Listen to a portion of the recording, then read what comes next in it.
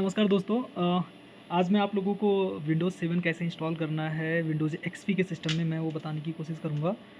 और विंडोज़ 7 का जो आईएसओ फाइल है, इमेज फाइल है, वो मैं बताऊँगा कि कहाँ से डाउनलोड करना है और कहाँ पे आपको ईज़िली फ्री ऑफ कॉस्ट मिल जाएगा। और पेन ड्राइव को बूटेबल भी कैसे बनाना है, अगर जो आपको वीडियो चाहिए तो मैं वो बता दूँगा, क्योंकि बूटेबल का मैं तो अभी नहीं बना रहा हूँ इसमें। मैं अलग से उसका बना के वीडियो दे दूँगा आप लोगों को, लेकिन कहाँ से फ़ाइल डाउनलोड करना है वेबसाइट में डिस्क्रिप्शन में डाल दूँगा, आप लोग देख लीजिएगा। फिलहाल आइए हम दिखाते हैं कि विंडोज़ 7 कैसे इंस्टॉल करना है विंडोज़ एक्सपी के सिस्टम में। एक्चुअली मेरे साथ में केस क्या हुआ है कि हमारा एक सिस्टम था जो विंडोज़ एक्सपी इंस्टॉल्ड था, बट किसी कारणवश से वो विंडोज़ का जो एक्सपी था वो करप्ट हो गया, जिसकी वजह से वो ओपन नहीं हो रहा है। अभी क्या प्रॉब्लम हो रहा है कि जब भी हम ओपन कर रहे हैं तो वो बार-बार में मतलब रीइंस्टॉल के लिए या ऑटोमेटिक रीस्टार्ट हो जा रहा है, या किसी पेज पे हैंग कर जा रहा है, उसके आगे बढ़ नहीं रहा था। तो हमने सोचा कि 2 जीबी रैम, एक्चुअली क्या है, विंडोज़ 7 के लिए आपको मिनिमम 2 जीबी रैम चाहिए।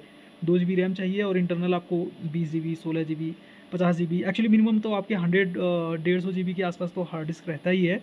तो रैम ही इंपॉर्टेंट है, क्योंकि जो पुराने पीसीज़ हैं उन सब में हार्ड डिस्क जो कभी देखेंगे आप 80 जीबी मिलेगा, 160 जीबी मिलेगा, बट रैम आपके ना बहुत कम मिलते हैं। तो 80 जीबी भी है तो भी विंडोज़ 7 काम करेगा, बट रैम बहुत ज़रूरी है 2 जीबी होना। अगर जो आपका रैम 2 जीबी नहीं है तो विंडोज़ 7 डालने का रिस्क मत लीजिएगा, मैं यही रिकमेंड करूँगा। आज हम दिखाएंगे कि जो हमारा विंडोज़ एक्सपी का सीपीयू था उसमें 2 जीबी रैम था, 160 जीबी का हार्ड डिस्क था। तो मैं कैसे इंस्टॉल करूँ मैं दिखाता हूँ उसको। इस सिस्टम में मेरे विंडोज़ एक्सपी इंस्टॉल था, बट विंडोज़ 7 डालने की कोशिश किया मैंने, तो ये इस तरह का ना एरर आ रहा है बार बार। अभी मैं इसको सही करने की कोशिश कर रहा हूँ। बार बार ना ऑटोमेटिक रीस्टार्ट भी हो रहा है, एक्चुअली मतलब शायद प्रॉपरली इंस्टॉल नहीं हुआ है, जिसकी वजह से ये देखिए बार बार आता है। जबकि मैंने एक ही ओएस डाला था, ये दोबारा डाला, फिर फॉर्मेट करके डाला, सब कुछ ट्राई किया, विंडोज़ एक्सपी को फिर से डालने की कोशिश किया तो विंडोज़ एक्सपी तो ले ही नहीं रहा है विंडोज़ 7 एक बार डाल देने के बाद। और यहाँ पे ऐसा कोई भी ऑप्शंस में जा रहा हूँ ना, सेफ मोड में हूँ या कहीं भी हूँ, तो ये ले नहीं पा रहा है। तो मैं बहुत ट्राई कर रहा हूँ, अभी देखता हूँ क्या सलूशन निकलता है, फिर आप लोगों को गाइड करता हूँ कैसे करना है ये सब प्रॉब्लम्स।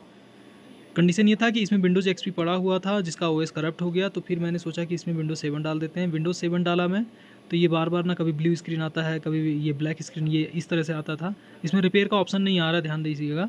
कभी कभी ना इसमें विंडोज़ 7 में रिपेयर का ऑप्शन आता है, बट यहाँ पे कुछ भी ऑप्शन नहीं आ रहा। सेफ मोड में भी नहीं काम कर रहा है, कमांड प्रॉम्प्ट में भी नहीं काम कर रहा है, कहीं से कुछ नहीं हो पा रहा है। और कभी कभी ये क्या कर रहा है, ब्लू स्क्रीन वाला प्रॉब्लम भी आ रहा है। अभी देखते हैं क्या हो पाता है इसका। ये बार बार ना ऑटोमेटिक यही हो रहा है, देखिए इस तरह आ रहा है, फिर हो रहा है, और ये स्टार्ट होने की कोशिश कर रहा है। एक्चुअली ओएस पूरा कम्प्लीटली इसमें इंस्टॉल हुआ है, ओएस इंस्टॉलेशन में कहीं कोई दिक्कत नहीं हुआ, और बट यहाँ पे ये प्रॉब्लम कर रहा है कि ये अपने आप को मतलब ऑन नहीं कर पा रहा है। मुझे नहीं पता ये क्या प्रॉब्लम हो रहा है इसमें। एक्चुअली इसमें जो 2 ओएस दिखा रहा है ना, मैं उसी को ही ख़त्म करने के लिए फिर से मैं ओएस इंस्टॉल करूँगा और वो कंप्लीट हार्ड डिस्क को फॉर्मेट करूँगा। फॉर्मेट करने के बाद में एक सिंगल इंस्टॉलेशन करूँगा। उसके लिए मैं फिर से ओएस को अभी बूटेबल यूएसबी बना रहा हूँ मैं। किसी को बूटेबल यूएसबी बनाना नहीं आता है तो उसका क्या तरीका है बनाने का मैं बता दूँगा। ये देखिए, तो जैसे अभी मैंने क्या किया, बूटेबल पेन ड्राइव मैंने बना लिया है और अपने इस सीपीयू में मैंने लगा रखा है पेन ड्राइव, और अभी मैं इसको यूएसबी से फिर से इसको फॉर्मेट करने की कोशिश कर रहा हूँ। इसमें क्या है ना कि जब ये स्टार्ट हो तो F12 दबा के रखना है। F12 दबाने से ये हमें इंस्टॉलेशन कमांड पे लेके जाएगा। जैसे ये देखिए, मैंने F12 प्रेस किया था, F12, और ये हमारे पास में ऑप्शंस आ गए हैं। हमारा सैनडिस्क का पेन ड्राइव है, सो मैंने सैनडिस्क का पेन ड्राइव चूज़ कर लिया। ये हार्ड डिस्क का इसका दिखा रहा है, और ये पेन ड्राइव है मेरा सैनडिस्क का। मैं इसको सेलेक्ट कर लिया, सेलेक्ट मीन्स इंटर कर दिया। ओके, प्रेस एनी की, तो मैंने कोई भी मतलब स्पेस बार वैसे डाल कर दिया था, प्रेस एनी की प्रेस कर सकते थे आप, और ये इस तरह से कुछ कुछ इंस्टॉल होगा। अभी जब ऑप्शन आएगा तो मैं क्या करूँगा, सारा जो है ओएस जो है मैं पहले कम्प्लीटली हार्ड डिस्क को फॉर्मेट करूँगा, ताकि जो 2 ओएस इंस्टॉल्ड दिखा रहा है इसमें। ओके, सो ये लैंग्वेज के लिए आया, देख सकते हैं मैंने इंग्लिश लैंग्वेज चूज़ कर लिया, इंटर किया। अब यहाँ पे इस तरह से आया, रीज़न क्या क्या मांग रहा है, ये सब ठीक है। हमने इसको नेक्स्ट कर दिया, इंस्टॉल कर दिया, सेट पेज स्टार्टिंग,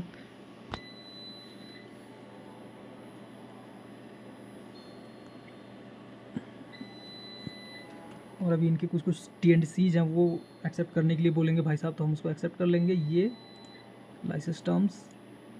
अब मैं इसको इंस्टॉल करूँगा। ध्यान से देखिएगा, मेरा क्योंकि ओएस ही ख़राब है। हाँ, मैंने इंस्टॉल किया था तो करप्ट है, मुझे नहीं पता क्या प्रॉब्लम है, तो इसलिए मैं ऊपर वाला रिस्क नहीं लूँगा। सो मैं यहाँ डाउन साइड वाला जो ऑप्शन है कस्टम में, इस पर कम्प्लीटली करूँगा। तो इससे क्या देगा, ये देखिए इस तरह से हार्ड डिस्क आया। ये मुझे इसके पहले ना मैंने इसमें इंस्टॉल किया था, पहले इसमें किया नहीं हुआ, इसमें किया नहीं हुआ। अब मैं क्या करूँगा, सबको डिलीट करूँगा मैं, मुझे नहीं चाहिए। मतलब मैं इस हार्ड डिस्क को ही मैं कम्प्लीटली डिलीट करके अभी क्या कर रहा हूँ, मैं इसके पार्टीशंस को फिर से बनाऊँगा। अब जैसे ये देखिए 150 GB का, ऐसे 160 GB दिखा रहा था, तो अब मैं क्या करूँगा, इसका क्रिएट करूँगा एक। मैं ऐसा करता हूँ 102500, मतलब 100 GB का एक बना लेता हूँ मैं, ठीक है। यस, 100.1 बन गया, ये प्राइमरी हो गया, ठीक है। इसको भी कंप्लीट कर देते हैं, जो बचा हुआ है इसको भी अप्लाई कर देते हैं। ये सेकेंडरी, मतलब इसको भी प्राइमरी जैसा है, बट इसमें मैं क्या करूँगा, ओएस इंस्टॉल करूँगा। हाँ, पार्टीशन 2 में। ये सिस्टम रिजर्व्ड है, इसको छोड़ देते हैं।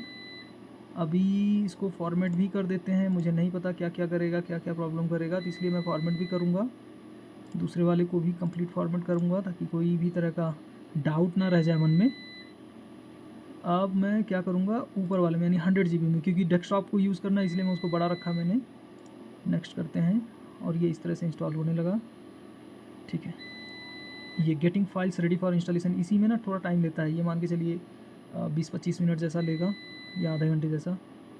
देखते हैं क्या करता है।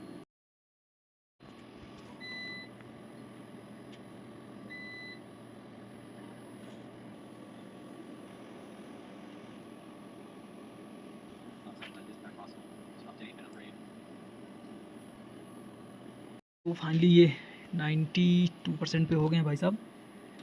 थोड़ा सा टाइम लेता है, टाइम टेकिंग प्रोसेस तो है इसमें ओएस इंस्टॉल करने में। और ये ऐसा मैं चौथी पाँचवीं बार कर चुका हूँ इसमें।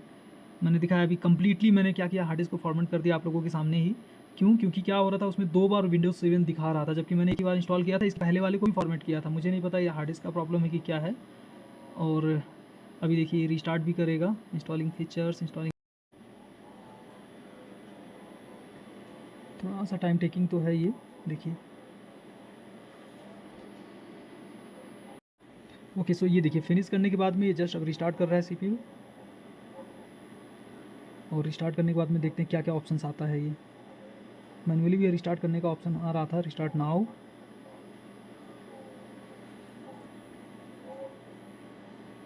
ठीक है, ये काफ़ी पुराना सीपीयू है ये, तो इसके मदरबोर्ड रैम तो बहुत पुराने हैं। अभी ये फिर से इंस्टॉलेशन वाले ही पेज पे जाएगा दोबारा, क्योंकि अभी कंप्लीट नहीं हुआ है ये। मतलब वन टाइम ये स्टार्ट करेगा ही। Setup is updating registry settings, ठीक है।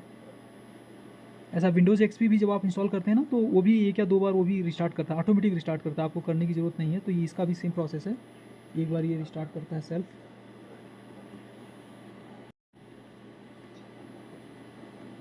सो ये ऑफ हुआ, सेटअप इज स्टार्टिंग सर्विसेज, ठीक है।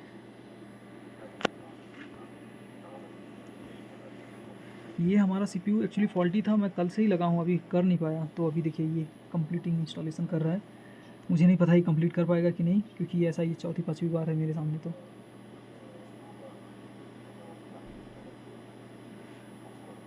मैंने ओएस का जो आईएसओ फाइल था, मैंने जैसा बताया कि मतलब वेबसाइट से आप यहाँ से डाउनलोड करके कर सकते हैं, तो वो मैंने कई बार उसको चेंज भी किया। मुझे डाउट हुआ कि मे बी ऐसा करप्ट फाइल हो, बट वो भी ठीक था, करप्ट फाइल नहीं था। फिर मैंने इस पर विंडोज़ एक्सपी भी डालने की कोशिश किया, तो विंडोज़ 7 के बाद में तो विंडोज़ एक्सपी इंस्टॉल ही नहीं करने दे रहा है। उसका भी मैं तरीका ढूंढ के आप लोगों को बताऊँगा कैसे करना है। फिलहाल अभी हम विंडोज़ एक्सपी के सिस्टम में विंडोज़ 7 इंस्टॉल कर रहे हैं। सो ये फाइनली इंस्टॉल तो हुआ है, लेकिन इसमें ना अभी जस्ट ब्लू स्क्रीन आया था, वो प्रॉब्लम फिर से आ रहा है। मैं दिखाता हूँ आपको एक बार क्या क्या ऑप्शंस आ रहे हैं। ये देखिए स्टार्ट विंडोज़ नॉर्मली आ गया, ठीक है। तो मैंने इसको सेलेक्ट कर लिया, यस। और अभी क्या करता है देखते हैं ज़रा।